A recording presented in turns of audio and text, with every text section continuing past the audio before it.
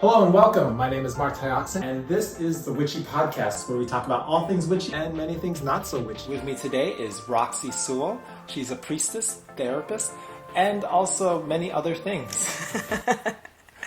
Thank you for hanging out with me today. Thanks for having me. So with that, getting right into it, describe the work that you do currently.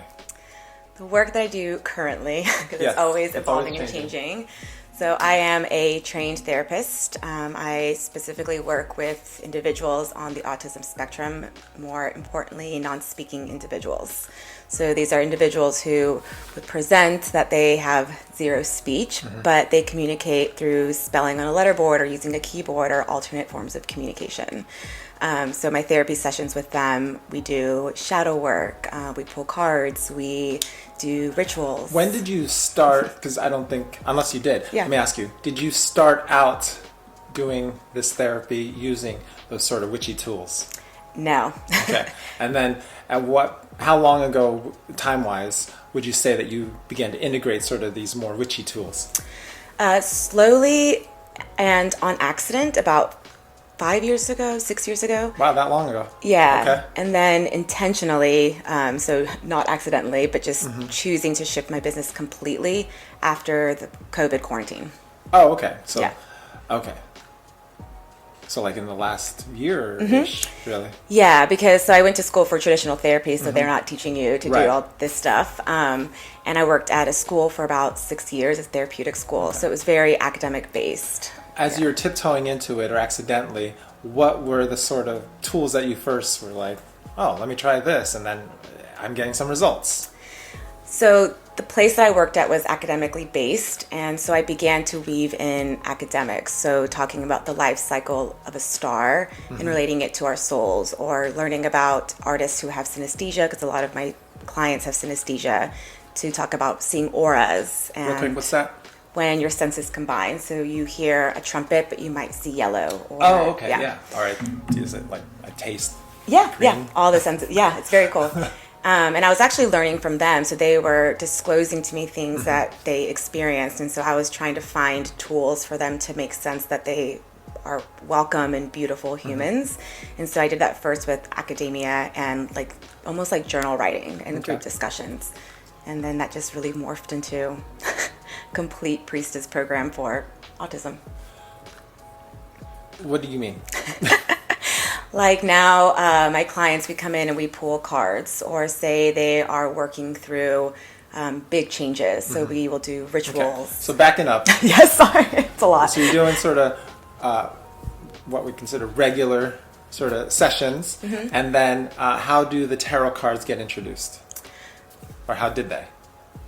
With one client in particular, she was really curious about self-discovery and witches. She loved Harry Potter. Okay. And so I thought it would be really fun for us to do. And then I realized that, why am I not doing this with everybody? So you pulled tarot cards with them, and then they loved it? Yeah. Yeah, so we would... And what was the insight that, other than them liking it, what piece of that were you like, maybe, was it just how they opened up, another level of communication? So I really was wanting to bring that personal practice of mine into my work, and I just didn't know how. Okay. And then when I did it, it was more like I found out that I didn't need to ask permission and I could just do it. And it was almost like this sense of relief of, if you want to do this, if you want to provide the service, just do it and see what happens. And it's been a wild ride. It's been really neat. So then, what other tools? So tarot, oracle, journal, shadow work, intuitive art painting. So really like painting our feelings and using our whole body to paint, and yoga. So I'm a trained yoga teacher as well. Now, what sort of areas or results or outcomes do you get using some of these tools versus others, or not using these tools? Like, why would I? Yeah. It's a really good question. I think all these tools are doorways for introspection and weaving the soul back into life and healing and embodiment. so many of my clients, they live in these upper chakras, so their minds are completely open and expanded. But what we're trying to do is bring all of that down to feel their body in space. And so like that embodiment of everything. And it's also for autism, they live in a society that for the most part has rejected or misunderstood them. And for them to have these tools and this sacred space for them to understand that they're beyond perfect and that their soul and their person and their being there's nothing wrong with them. I think it's just powerful. It's another way or method to communicate in the space that they are operating in. Yeah. Which generally, we think of therapy as a lot of it's talking. Mm-hmm. So since that one is not as like clear and open and available, this helps with that. Yeah, so they communicate on a letterboard, so they just spell their thoughts out, which is really remarkable because I feel like they're just channeling deep into their soul. Mm-hmm. So essentially it's, therapy for the most part is in your mind. Yoga is like in your body, but I think with the witchcraft, I'm taking like the mind, body, and soul and like truly weaving all three of them together. It's a really cool dance. How you generally work with younger people? Or no? Yeah, I think my youngest client, I used to work with like babies in the beginning of my career, but now my youngest client I would say is 16 or 14 actually. She's my youngest, 14. And then the oldest ones are 29. Okay. Yeah. So then the ones, and I don't know all the things, the ones with parents or caretakers, what have they thought? What do they think? Especially initially. That's a great question. Especially if they're already not, say, witches. So. Yeah, well, none of them are. Okay. But they might be now. I think I've kind of... a lot of trust. So I think that's the big part of therapy. I think that's a big part of any relationship is holding a space and saying like, will you be willing to trust me? And I'm willing to trust you. And so for the parents, it's been this really powerful experience of them letting their guards down and letting all these tools be used. Some of the parents, they see it as like a very like Roxy therapy session thing. And then some parents, they've told me that they do rituals now at home by themselves with their husband or with their child with autism, and they've been weaving it into their life. So it's just, it really depends on the family. Some families, I don't think that they've processed what we're doing and they just call it like Roxy stuff, but I'm just going to do it anyways. Yeah.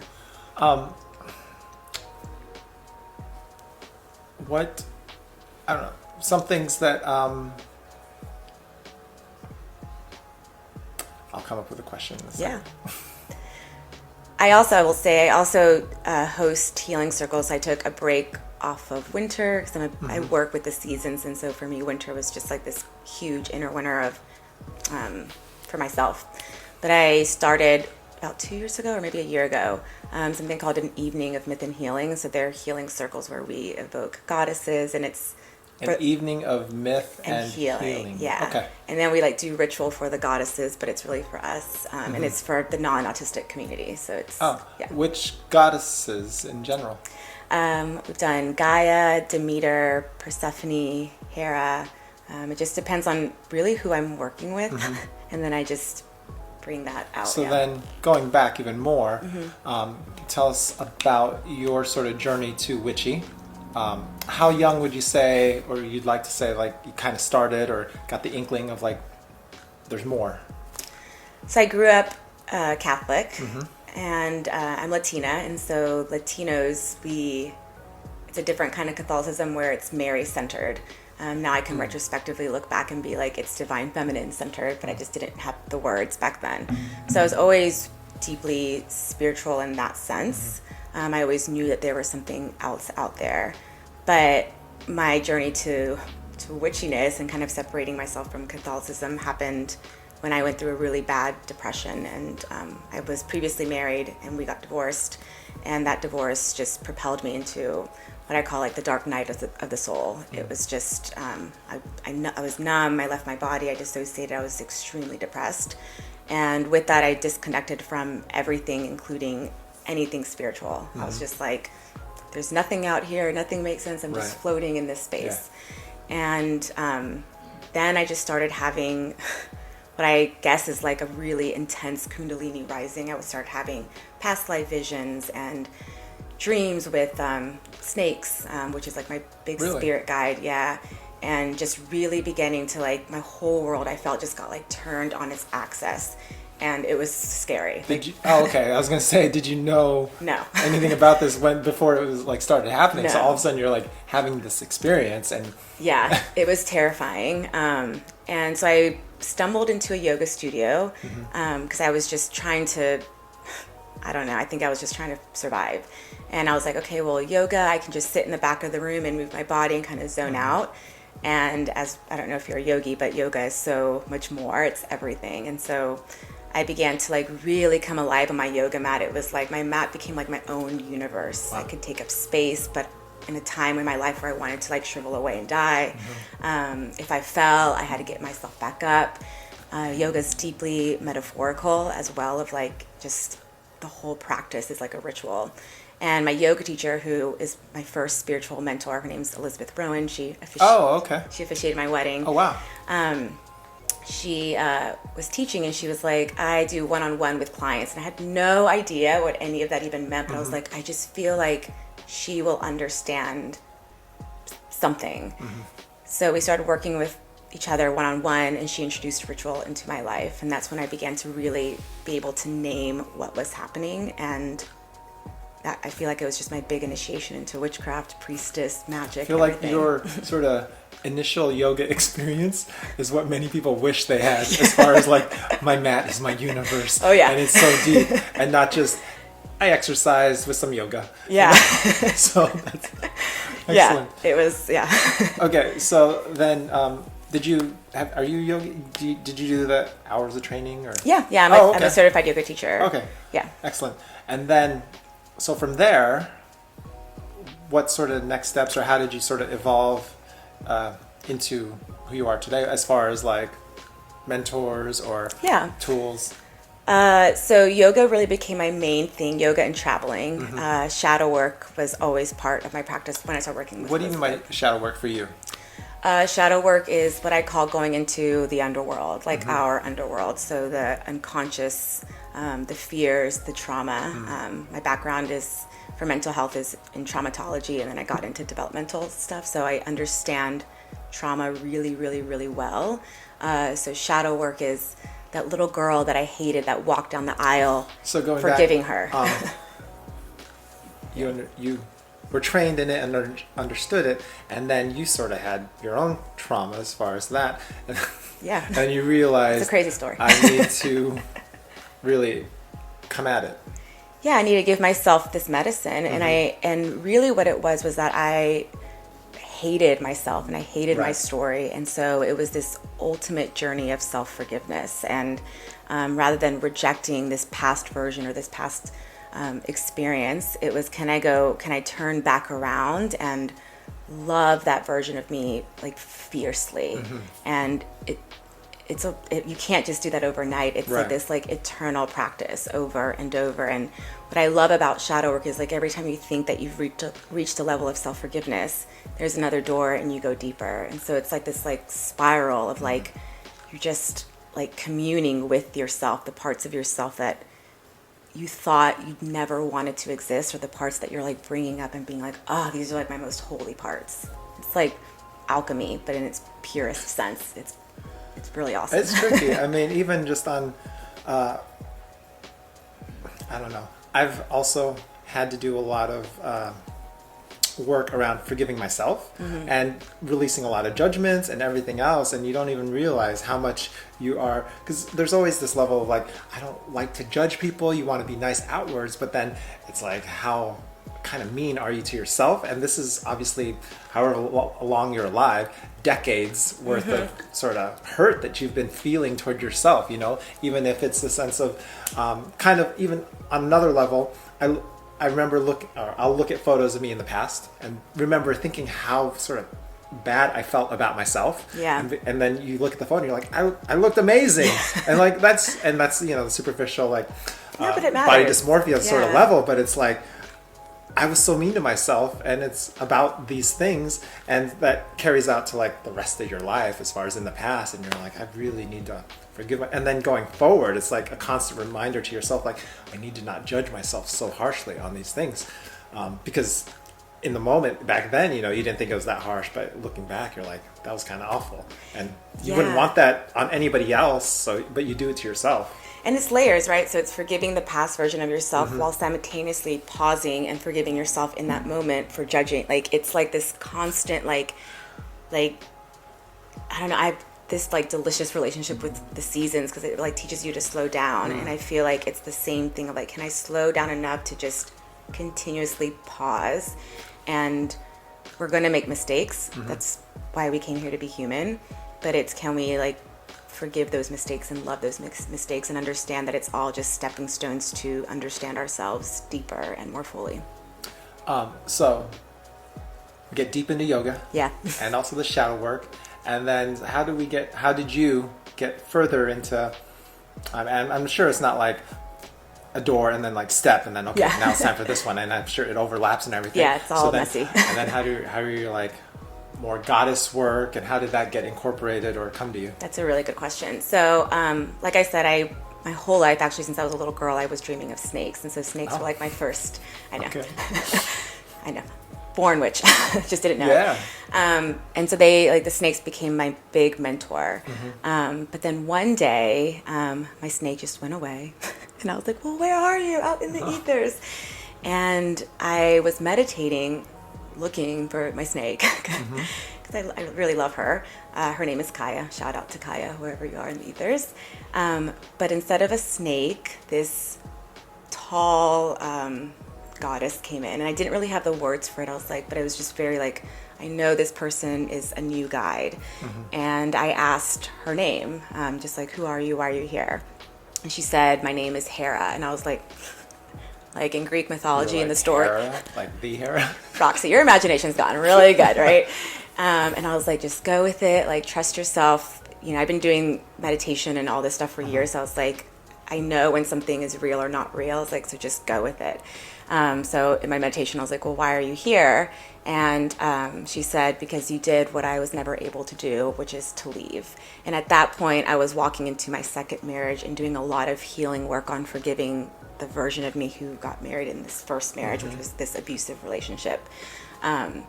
So I got out of this meditation and I began to do research on her. And it really opened my door or my life up to that the myths, there's like these, like, I call it like the phases of the myth. There's mythology that existed before the Bronze Age, or I call it pre-patriarchal.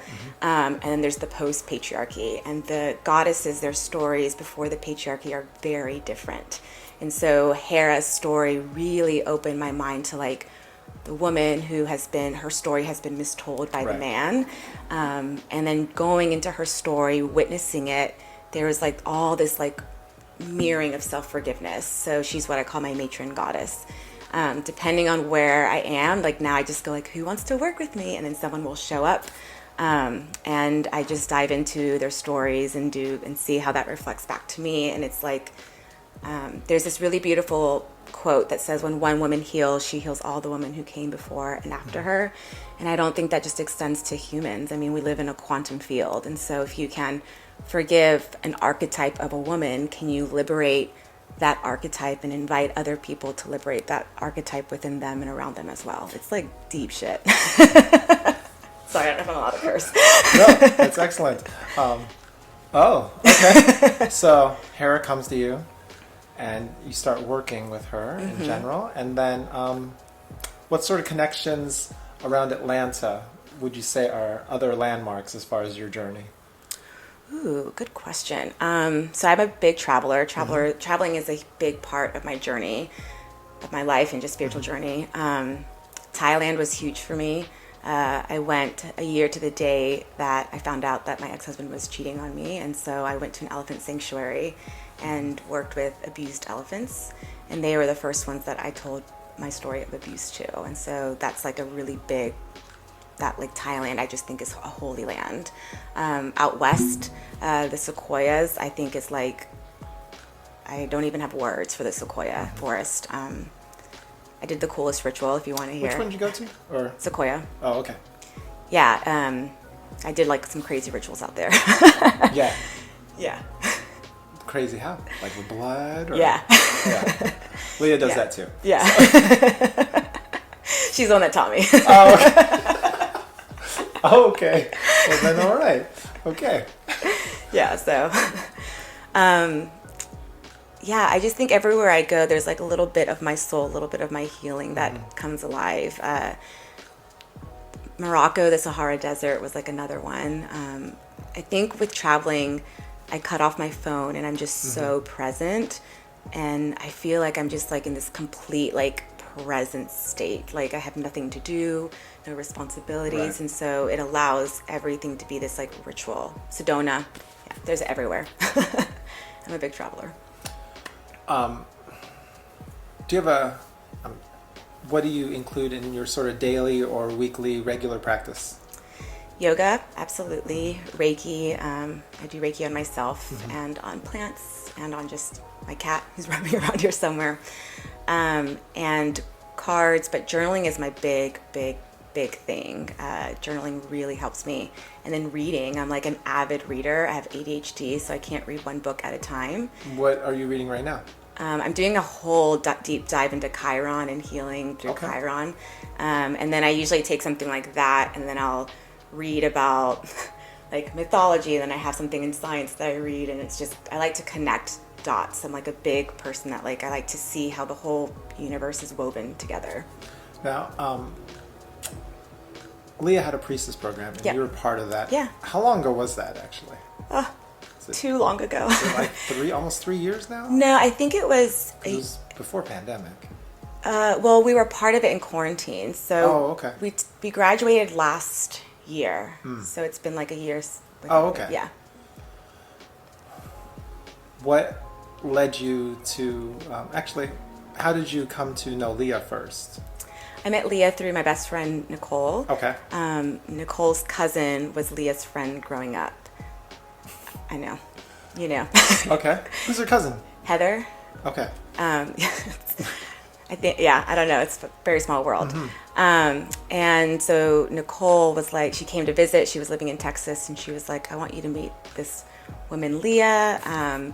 She's really great. I think you could add her to your team of mentors. And I was working one-on-one with Elizabeth Rowan still. I had a session with Leah. I loved her. And then I didn't really see her for a few months, even though I really liked her. But then I went through another spiritual, like massive Kundalini experience that was really scary, with like aliens. And I was like, what is happening? And Leah had her healing at her group meditation. And I was like, I have to go because I don't know what's happening in my life. And I remember just like showing up, and like Leah's like, it's so good to see you. How are you doing? I was like, I don't know. Not okay. And that's when I met Erin and just a bunch of the other priestesses. Tell me about this experience. Yeah, I don't, my life just like, for whatever reason, whatever contract my soul decided, it's like nothing is like subtle. I'm just like, I get pushed off cliffs. So I just started like in Sedona, like seeing like aliens, and my best friend Nicole works with aliens. So I was just like, this is her, you're in the wrong person. Like, that's excellent. And actually she's walking through right now. Hello. Welcome to our podcast.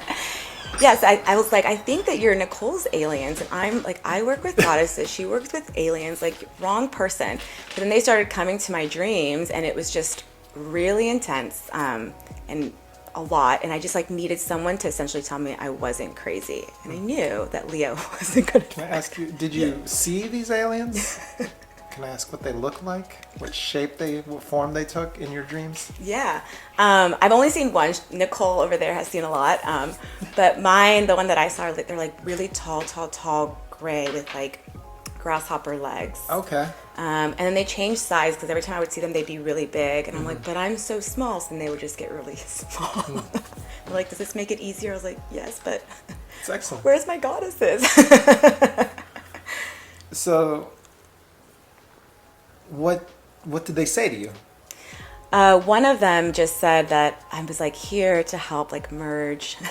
It's gets really weird, you guys, but to help merge the galaxies, so Milky Way and Andromeda merging together. I think it's weird if you don't live with Leah like I do. There you go. And multi-dimensional healing. Correct. And yes, so. Yeah, so there's this new galaxy, the Rose Galaxy, that I'm supposed to help be part of, and it's really cool because the rose is like a symbol of the divine feminine, which if you were to ask me really what I think my soul came here to do, and all of my human jobs and everything that I do, it's to help reawaken the divine feminine and reclaim the divine feminine voice. I'm actually writing a book about the healing experience through the divine feminine as well. Okay. Yeah. So you sort of have that experience with the aliens communicating with you, and then you reconnect with Leah. Yeah. And how has your work changed since that experience, actually? Since the priestess experience? Yeah. Drastically. I mean, so we were in priestess, and I knew that I wanted to shift my work. I just didn't know how, or I didn't know how in quotes, but really I just hadn't figured out that I could give myself permission to do it. I was already working for myself, had my own business, but I was still working like the old way of what I, like the good girl. I should be doing this, you know. I go into priestess and I was telling Leah, I was like, I really want to host healing circles, and I really want to like shift into a career of healing and shadow work. And because I felt very passionate that I love therapy, but there's a slight difference. When I would go to my therapist, he was wonderful, but it was like we were dancing on the surface. But like witchcraft, like it gets you in like the deepness of yourself. And with trauma, I was like, that is vital, right? Like and you have to do it with a safe person. So I knew that I wanted to shift. I just didn't realize I could. With the pandemic, quarantine, the world shut down, and I lost all my paused my clients because everyone kind of thought it was going to be done in 2 weeks, you know, we were all like naive. And so I just didn't work for like 2 months because parents were like, can we do online therapy? What does that even look like? And so it gave me like 2 months to really, I think, like unscramble everything. And we were doing the priestess program. All I was doing in quarantine was ritual and yoga. And when I started seeing clients again, it just happened naturally. Like I didn't even give space to go the other way. I think that old Roxy just was done. Yeah. So, and that's when I started doing my healing circles, the evening of myth and healing. And do you still do those? I'm going to start doing them again. I stopped in winter. I just needed a little inner. Where do you do those? I was doing them on Zoom, but I really want to do them in person. Yeah. I feel like that's another shift of why I paused. I just feel like the world is needing to like physically be in a space together. Yeah.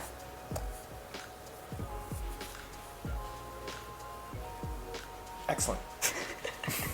But you asked something about like Leah and priestess. The priestess program was so powerful because it was a bunch of women and James that we were just like-minded humans trying to walk this path of healing, and everyone had a different way of doing things. And I think it just allowed me to not hold back anymore. You know, I was like all about reclaiming the voice and reclaiming who we are. And I was like, well, I can't help other people do that if I haven't given myself permission to do it. So it's like I have, like shadow work is like, I'll go first and then I'll hold a lantern and like, so that you can see that you can go. I feel like that was like what was really happening. I had to like really like undress myself from all my coulds, woulds, and shoulds and just be like, I'm just gonna do me and see what happens. What, I guess, what sort of things have you seen as far as people you've worked with, either any population, that holds us back? Yeah, I think it's the coulds, woulds, and shoulds. I think it's like what we think we should be doing. The shame that gets intertwined into everything. What do we think we should be doing? Like what? The patriarchy. You know, like doing what you think you should be doing rather than what you feel intuitively. I think so many of us are cut off from our intuition. How do we grow that? Going deep into our bodies, embodying it. If we need to reclaim these lower chakras, we got to go into those lower chakras, and doing it slowly, right? I think we live in this world of like. How do I go into a chakra? That's a good question. I do it through yoga. Okay. So if you do specific like asanas or poses, you can like work on that chakra. So like goddess pose is like your root chakra. It's just, yeah. So I don't know much. What does that mean, work on my chakra? It's a very good question. So for me personally, Mm-hmm. I'll just answer how it is for me. And this could be different for every single person, right? Yes. For me, I'm like, okay, if I've been doing a lot of womb healing. So I like to imagine that I actually am traveling into my womb and I'm sitting in my womb. And then I don't rush it or intellectualize or try to make sense. I'm just like, okay, I'm in this womb. And then I might just like sing to it, talk to it, write journal entries. I have so many journal entries to my womb. And then maybe something arises of like, okay, well, there's grief because we're trying to start a family. So I'm like, there's grief here. Where else do I store grief? In my heart. So then I might start working with these two together and being like, oh, my sweetheart, you're holding so much grief. And it's just like, I'm just consciously choosing to like work on that piece.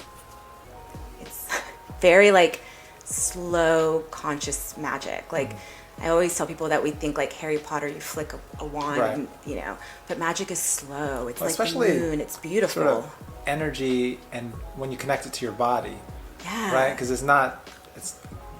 your body has like slowly transformed as far as what it absorbs and everything else. So, and the frequency that it's vibrating at, and it's rarely quick because, Yeah, and I think that's what makes it so beautiful. And I mean, like, there's nothing more intimate than like slowly diving into yourself. And then it's kind of rewiring our brain because like our brain wants to be like, but the commercials tell us like how to heal from this, steps 1 through 10. Right. And it's telling yourself like there are no steps 1 through 10. What you're doing could be, there's no right or wrong either, or good or bad. Like what you're doing, it only works if it feels like it works for you. Like what I do may not work for somebody else. It may not work for anybody else. So I think that's the biggest thing is like our coulds, would, should, shames is that we are just not allowing ourselves, or we don't think that we have the space to ask ourselves, what do I need? Because we've been trained that everything else around us has the answer. Another person, a book, a system, they're the ones that hold the answers. We just get on our knees, we open up our arms and say, give it to me, and then plop, it appears. right, it's the solution is outside of us. Yes. That's what we're taught. We're taught that in every way. Right. And so this is like flipping everything on its head and being like, well, how can I reach into me? And I think everyone does it differently, but for me, so much of my work is like embodying my soul. So it's like that embodiment work. Yeah, it's really fun. And I love the moon. The moon is like my biggest mentor. Do you work with crystals? Yeah, everywhere. Oh, yes. What are your favorite crystals? Lapis is my Really? ultimate favorite. Yeah, it's been my favorite for years and years and years. What are qualities sort of that one imparts? It's the throat chakra. It's Okay. blue. I think a lot of my stuff is like speaking, reclaiming. I'm a writer, so a lot of my things is like using your voice, whether like through the word, spoken word, or written word. I also love it. So in ancient Sumeria, they believed that the earth was flat, and then it like sat in this dome, and they thought that the dome was made out of lapis because it looks like the stars. Oh, okay. And I just think that's so beautiful. Like that, I don't know. I think that's the part when I read that part of ancient Sumer, I was like, this is so awesome that they thought that our world was this crystal. That's pretty powerful. Yeah. One other stone. I love rose quartz. Really? Yeah, I just think it's soft and feminine, and it's really beautiful. I always wear this. This is like my priestess one. It's a clear quartz. It's really cool. Oh, nice. What else do I like? I mean, smoky quartz. Yeah, smoky quartz. I really struggled with boundaries for a really long time. Okay. I'm just now learning how to better have them. But I was like, had zero boundaries. I mean, talk about like really people pleasing, like saying yes when inside I wanted to say no. And so smoky quartz was my first crystals that I started working with just creating a boundary for myself and like letting, because it like transmutes. So like how can I like hold space for another person, not get entangled into their stuff? Or how can I share my story without projecting? I call it like emotional hot potato, where like you're feeling something, you don't like it, and you're like, here you go, and then I'm forcing everyone else to carry it. So it's like, I feel like that was the first stone that slowed me down to be like, you gotta hold your own stuff. like share your story, but like don't make anyone carry it. Interesting. Yeah.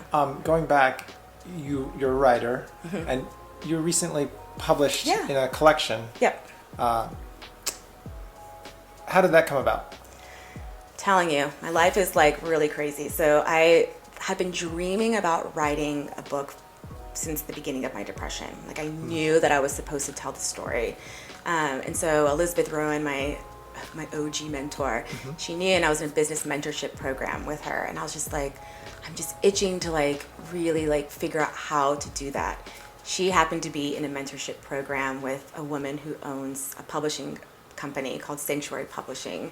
And she was doing, she was gathering authors for this multi-author book called Cage No More, about women who break free from society constraints. And Elizabeth Rowan was like, you need to check out Roxy. Go to her Instagram, read her stuff. She has no idea that I'm sending, like, so if you don't like her stuff, no harm, no foul, she'll never know. And then I guess she liked what I wrote. She messaged me and she was like, I would like you to be part of this multi-author group. And I said yes, and yeah. What is your piece in there in general about? It's called Her Inner Labyrinth, and it's about my journey to it. So it starts off with my divorce and depression, and then it goes into like just I call it like the underworld, like going into that deep, deep pit, and the story of like coming back up and loving myself again. It moves kind of like a labyrinth. That's why it's called Her Inner Labyrinth. So it's like weaving you in through and out time of like these like levels of forgiveness. And it actually ends, I have a shout out to Leah in there, with the ritual that Leah and I did in my front yard where we buried my old wedding ring and engagement ring. And it was like this ultimate like letting, not her go, but like lovingly being like, oh, I see everything that you went through. Right. Thank you for walking down that aisle and for having that experience, because without that version of me, I wouldn't be who I am today. So it's like, I love that chapter so much. Yeah. No, well, I mean, especially it's a personal story too. Yeah. And then, sorry, you mentioned it earlier. What are you writing currently or working on? Yes, I'm working on my solo book. It's kind of like the things that we've been talking about, but like how do you heal through shadow work? And I call it the labyrinth. I'm really obsessed with the labyrinth metaphor. But how do you heal like outside the patriarchy? So how can you like go inside yourself and heal with the divine feminine? So that the book, the beginning part is really just about like what is the symbology of a labyrinth, what is trauma, how have we been taught as a trained therapist to heal inside the patriarchy, and how have I as a witch been learned to heal outside of it? And the second half of the book is kind of like putting the Bible on its head. So it's like the Old Testament, the New Testament. The second part of the book is like the book of Hera, the book of Persephone. And so it's going to be like their stories woven with rituals of how we can actually take these stories and use them for ourselves. Because so many times people hear like goddess work, blah, blah, blah, and it seems so out there. Right. Like they're just like, that doesn't make any sense. Like that's just a Roxy thing. But really it's like mythology is this very accessible tool that no matter what your social economic status is, your culture, your gender, your sex, anyone can pick up mythology from any part of the world, and it's deep with metaphor, and you can read it and you can use it as this healing tool, and it's powerful. It's really, really powerful. Well, I mean, humans used it for exactly thousands of years before capitalism. Exactly. So, I mean, it's how our societies existed. Yeah, and I think we get taught that it's not real, it's fiction, but really it's like, I mean, it is deep truth. So I think that, I don't know, I just would have loved to have that. And it's a book that I feel very like just tender about, because it's it's a book that I wish I had. Yeah, you're writing. I mean, it's writing the book that you wish you had. Yeah. You know, so absolutely. Yeah.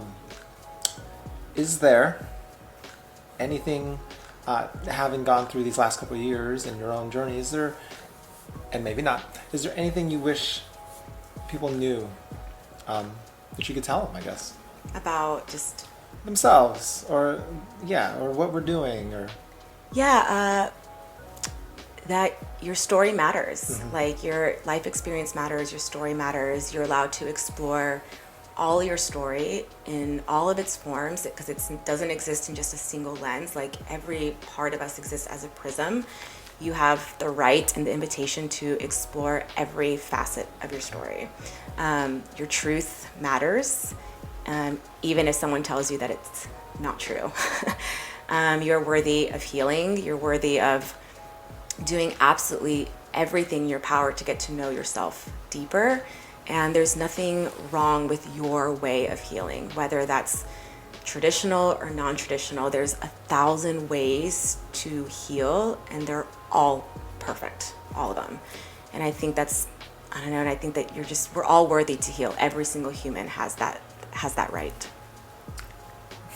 That's amazing. Yeah. Thank you so much for hanging out. Thank you. Thanks for hanging out with me.